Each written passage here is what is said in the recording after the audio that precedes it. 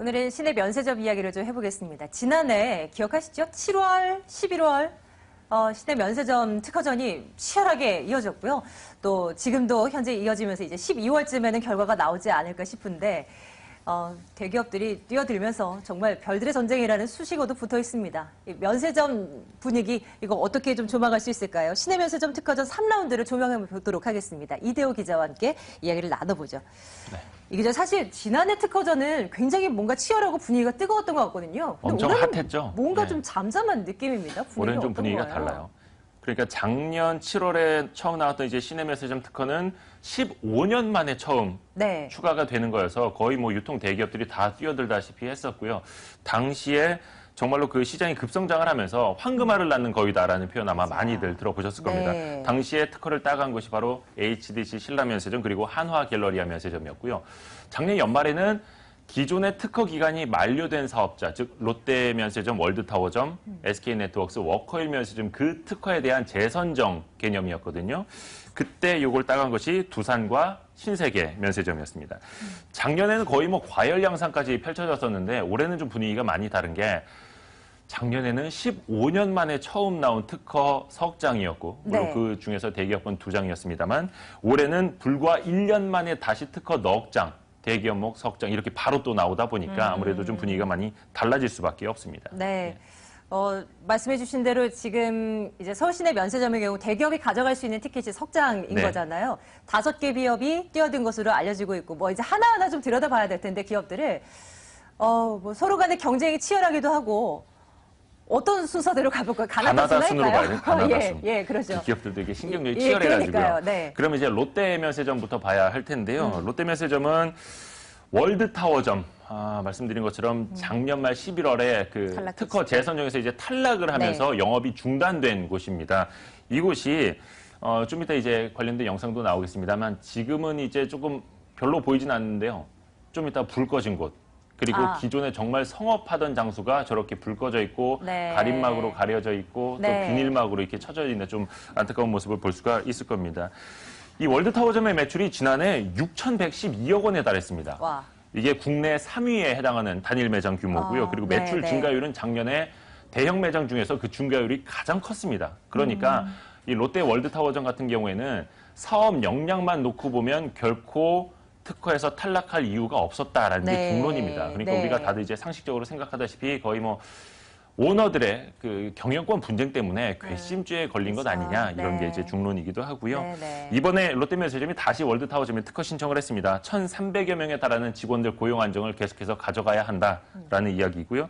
이곳의 고용 문제를 해결하고 또 랜드마크 면세점의 위상을 다시 공고화하겠다라는 뜻입니다. 인터뷰 한번 들어보시죠. 저희가 가지고 있는 장점이 입지입니다. 강남 최고의 코리아 랜드마크 단지, 우리나라 최고의 관광 자원이 되는 그런 월드타워에 저희가 면세점이 위치하고 있기 때문에 그것을 많이 부각을 시킬 계획이고요. 두 번째는 이미 금년에 기타 면세점과 역량 차이가 뚜렷이 드러났습니다. 이런 저희 역량을 많이 강조해서 부각을 시킬 계획입니다. 그리고 세 번째는 저희는 가장 절실합니다. 1,300명의 직원들이 대기하고 있습니다. 그 직원들을 위한 직장을 꼭 되찾도록 노력을 하겠습니다. 네. 근데 좀 부담스러운 부분이 그 총수회관 신영자 롯데장학재단이 그 비리 이사장, 이사장이 그 면세점 이전 비리로 재판받고 있다는 거 이거는 아무래도 좀 부담으로 작용하지 않겠습니까? 그 오너 일가의 그 비리 혐의 롯데로서는 가장 뼈아픈 부분입니다. 롯데는 일단 사업 외적인 부분이다. 그리고 개인 비리다라는 뭐 이야기로 좀 선을 긋고는 있는데요. 안팎의 곱지 않은 시선을 롯데가 어떻게 극복하느냐가 이제 관건이 될 전망이고요. 확실히 이제 과거와 단절을 하고 그리고 또 이제 수출 산업으로 우리가 면세 산업을 보는데 세계 3위의 경쟁력을 가졌다라는 점을 계속해서 좀 강조를 할 걸로 보입니다. 인터뷰 한번 더 들어보시죠.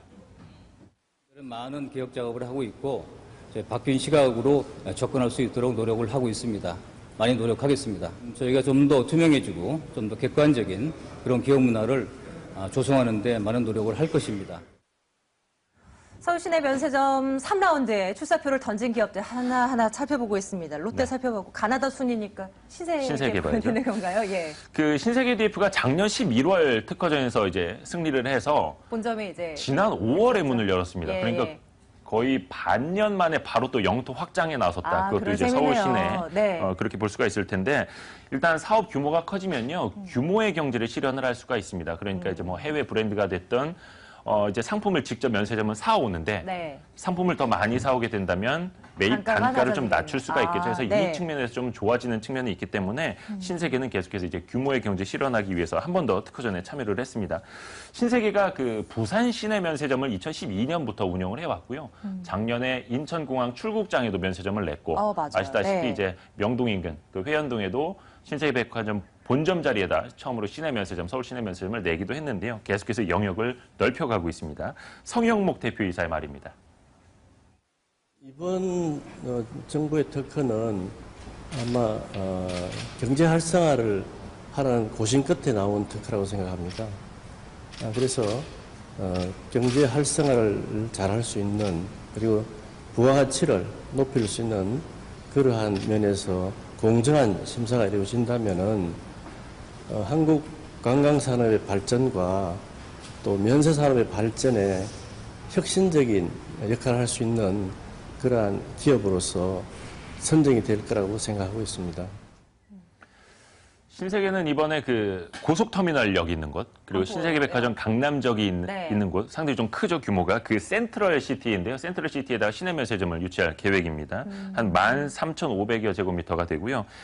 이곳은 아시다시피 그 버스터미널이 있고, 그렇죠. 지하철 3개 노선이 한꺼번에 지납니다. 그래서 교통이 그러네요. 정말 좋은 곳이고, 여기 뭐 백화점, 호텔, 영화관, 각종 그 식음료 시설들이 많다 보니까 면세점까지 여기에다 유치를 하면 그야말로 강남의 도심 그 쇼핑 테마파크가 될 수 있다. 신세계는 이렇게 자신을 하고 있습니다. 특히 단순한 쇼핑을 넘어서 외국인 관광객들의 어떤 마음에 남는 면세점을 만들겠다라는 구상인데요. 네. 성영목 대표의 말 한 번 더 들어보실까요? 센트럴시티는 여러분도 알다시피 강남의 또 대한민국의 서울의 중심이라고 생각합니다. 교통뿐만 아니라 문화, 관광 모든 것이 직결되어 있습니다. 그 가운데 이번에 면세점이 들어간다면은 한국 관광 산업에 큰 획기적인 그러한 역할을 할 수 있을 거라고 생각하고 있습니다. 이제까지는 랜드마크를 이야기한다면은 이제는 센트럴시티를 통해서 외국인들한테 마음에 남는 그러한 마인드마크의 면세점을 만들 수 있을 거라고 충분히 생각하고 있습니다. 네. 이제 신세계 두 번째 타자까지 봤고요. 워커힐 볼게요. 예. 작년 이제 롯데와 함께 이제 특허를 잃게 된 곳이잖아요. 단단히 벼르고 나왔을 것 같은데요.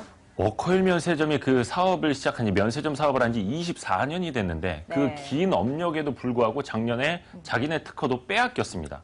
그 주 요인을 워커힐 측은 이제 부진한 매출에 있었다. 이렇게 스스로 돌아보고 있는데요. 네. 작년 매출이 2,874억 원. 그러니까 어느 정도인 거예요? 월드타워점, 롯데 월드타워점의 절반도 안 되는 규모였습니다. 해서 SK는 매출을 확대하고 또 관광을 더욱더 활성화할 수 있는 그런 방안을 찾았는데요.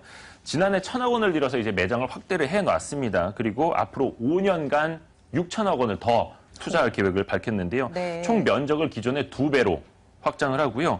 1,200억 원을 들여서 최장 길이의 그 인피니티 풀, 그 수평선이 보이는 야외 풀장 만들고 사계절 스파를 조성을 해서 서울 그 광진구 일대를 관광 명소로 업그레이드하겠다 이런 계획을 밝혔습니다. 박상규 그 워커힐 총괄의 말 들어보시죠. 특히 또 관광객들, 해외 관광객들이 요즘 뭐 전부 쇼핑 위주로 지금 면세점이 너무 과당 경쟁을 하다 보니까 한국 이미지도 나빠지는 경향이 있는 것 같고요. 그런 측면에서 적어도 국내 면세점이 13개가 되면 뭔가 좀 특이한 면세점, 특별한 면세점도 있어야 되겠다 저희는 생각하고 그게 저희가 할 일이 꼭 있을 거라고 지금 믿고 있습니다. 워커힐은 당장 그 내년 첫 해 매출 목표를 5천억 원으로 잡았습니다. 거의 이제 2배 이상을 늘리겠다, 2배 가까이 늘리겠다 이런 뜻이죠. 또 2020년에는 매출 1조 원도 달성을 해보겠다 이런 포부를 밝혔고요. 워커힐 면세점은 뭐 롯데처럼 작년에 그 특허를 빼앗긴 다음에 정말 아픔이 컸습니다. 1,000억 원을 들여서 이제 확장을 해 놓자마자 특허를 빼앗겼고요. 네. 그렇죠? 날벼락이었죠, 거의 네. 뭐. 때문에 그 직원들과 협력사가 큰 고통을 겪기도 했습니다. 또 작년 5월부터 이제 문을 닫아놓고 있는데 워커힐 그야말로 반년 동안 와신 상담을 해온 셈입니다. 저희가 면세 특허를 잃고 난 다음에 가만히 있었던 것이 아니라 직원들도 그대로 다 가겠다는 직원들은 보냈지만 한 명도 해고하지 않고 다 데리고 지금 있고요. 100여 명이 지금 IT 개발, 영업 준비, 그다음에 브랜드 유치 준비를 계속 뛰고 있습니다. 그래서 아마 저희 생각으로는 허가 받으면 아주 단시간 내에 예전의 매출 수준을 회복하는 것은 물론이고 5천억 수준까지는 쉽게 가지 않을까 생각이 됩니다.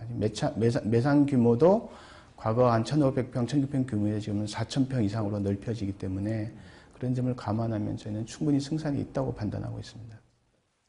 이번엔 다음 타자 현대백화점 좀 보죠. 뭐 네. 유일하게 이 면세점 사업 무경험자 아니겠습니까? 그렇죠. 경험이 없죠. 현대는. 네.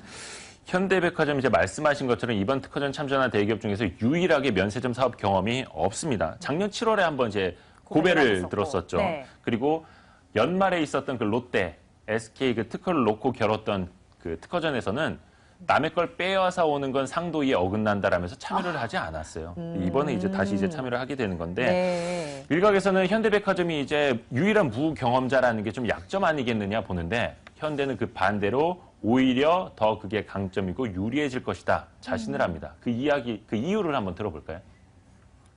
저희 현대면세점은 이번에는 될 것으로 확신하고 있습니다. 그 두 가지 근거는 첫 번째는 작년 고배 이후 1년 동안 확실히 준비를 해왔고 두 번째 이유는 저희들이 유일한 신규 사업자이기 때문입니다.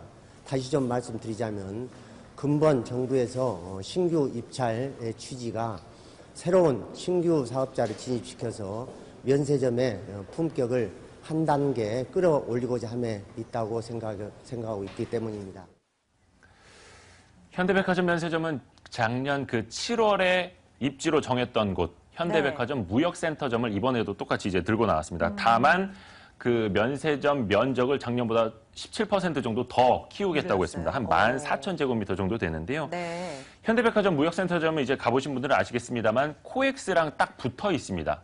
이곳이 바로 그 마이스 관광 특구로 지정이 된 곳이죠. 네. 그리고 그 앞부분에는 그 현대차 새로 그 부지. 건물도 부지도 이제 조성을 네, 하게 네, 되고요. 이제. 개발 계획이 아주 많은 네. 곳입니다. 또 쇼핑몰, 카지노 등 그 관광 콘텐츠가 많은 곳입니다. 또한 도심 공항 터미널도 바로 있어서 외국인들에게 접근성도 좋다라는 평가를 받고 있는 곳입니다. 네, 네. 이동호 사장의 말을 한 번 더 들어볼까요? 첫 번째는 무엇보다도 입지라고 생각합니다. 삼성동에 위치한 코엑스 단지는 코엑스 관광특구 외에도 향후에 현대자동차의 글로벌 비즈니스 센터, 그 다음에 영동대고 대로의 고가환승센터 개발, 그리고 잠실 운동장 개발 등 세계적인 랜드마크가 될 것입니다. 이에 부응하기 위해서 대규모의 럭셔리 면세점이 있어야만이 될 것으로 확신하고 있습니다. 네. 이번에는 HDC 신라면세점 그죠? 네. 합작법인인 거죠? 그렇죠. 호텔신라와 현대산업개발이 손을 잡아서 작년 7월 신규 특허전에서 그 승리를 해서 용산에다 처음 이제 서울시내 면세점을 열었는데 올해 또 바로 뛰어들었습니다. HDC 신라 면세점 같은 경우에는 신규 사업자 중에서 작년에 특허를 받은 사업자 중에서 가장 빨리 시장에 안착을 하고 있는 사업자로 좋게 좀 평가를 받고 있는데요. 네. 2호점은 삼성동 아이파크 타워로 입지를 정했습니다. 미래 세대를 위한 그러니까 그 밀레니얼 세대라고도 하는데요. 밀레니얼 면세점을 만들겠다라는 포부입니다. 밀레니얼 세대란 1980년대에서 2000년대 초반에 태어난 세대를 말하는데 그 중국인 관광객들의 그 소비층이 점점 내려가고 있기 때문에 그들을 위한 즐거운 면세점을 만들 필요가 있다라는 설명입니다. 한번 들어보시죠. 저희는 이제 어쨌든 요번에 컨셉은 좀 남다르게 하고 시작을 했어요. 1980년대에서 태어난 그 세대, 젊은 세대로 볼 수 있습니다. 이 강남점을 우리는 이제 밀레니얼 세대를 포커스를 맞춰서 IT 컨셉에 접목된 그러한 차별화된 면세점을 만드는 것을 우리 가장 중요한 주안점을 줬습니다. 미래형 밀레니엄 면세점은 글로벌 IT 강국의 위상과 한국적 가치를 체험할 수 있는 새로운 컨셉의 면세점으로 저희들이 준비하였습니다. HDC 신라 면세점은 이번에 그 아이파크 타워에다가 13,000제곱미터 공간에다 삼성의 그 IT 기술을 접목한 디지털 혁신 면세점을 꾸미겠다라고 밝혔습니다. 특히 이제 지난해 특허전에서 HDC 신라가 가장 높은 점수를 받았었고요. 네. 이번에 사업도 가장 빨리 안착을 시키고 있다는 점에서 이번에도 그 시너지를 보여줄 수 있을 것으로 이쪽은 기대를 하고 있습니다. 지금 이제 면세점 3차 라운드에는 어떤 것들이 좀 쟁점 이슈일까요? 작년에 뭐 상생이라는 단어가 좀 튀어나왔었잖아요. 작년에 1, 2차 특허전을 거치면서요, 그 면세점 사업은 정말 아무나 하는 게 아니다라는 걸 많은 사람들이 아마 깨달았을 겁니다. 뭐 컨소시엄에 중소기업을 참여시킨다든가 아니면 이익의 얼마를 사회공헌에 쓰겠다라고 밝히는 게 이게 중요한 게 아니라는 거죠. 그게 우선순위가 아니라는 건데 2년 새 그 서울 시내 면세점이 6개에서 13개로 2배 넘게 늘게 되면서 경쟁은 더욱 치열해집니다. 그러면 해외 브랜드와의 그 협상력이 더 중요해지고 해외에서 관광객을 어떻게 얼마나 끌어오는지도 경쟁이 더 치열해지기 때문입니다. 때문에 외국인 관광객이 더 많이 유치하고 재방문율도 높일 수 있고 그리고 해외 면세점에서 협상력에서 밀리지 않는 해외 브랜드와의 협상력에서 밀리지 않는 즉 사업 역량이 강한 사업자를 선정해야 된다. 이런 목소리가 지금은 더 높아지고 있습니다. 자, 서울 시내 면세점 3라운드 분위기 점검해봤습니다. 이대호 기자와 함께 이야기 나눠봤네요. 이 기자 수고하셨습니다. 네.